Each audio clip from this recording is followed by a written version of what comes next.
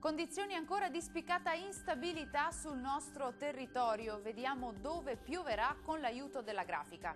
Sul Veneto al mattino locali rovesci e temporali sulle aree orientali, specie di pianura, meglio altrove. Nel pomeriggio e soprattutto la sera nubi in aumento su tutti i settori con rovesci e temporali sparsi.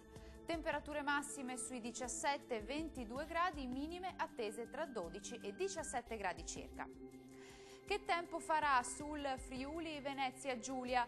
Tempo più soleggiato al mattino, peggiora nel pomeriggio e la sera con l'arrivo di rovesci e temporali sparsi alternati comunque ad ampie schiarite soleggiate.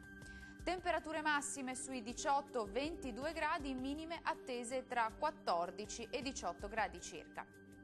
E concludiamo con uno sguardo alla situazione del Trentino Alto Adige. Anche in questo caso tempo migliore al mattino, nel corso del pomeriggio e della sera rovesci e temporali dapprima sul Trentino, poi verso l'Alto Adige, fenomeni anche forti sul centro-ovest trentino.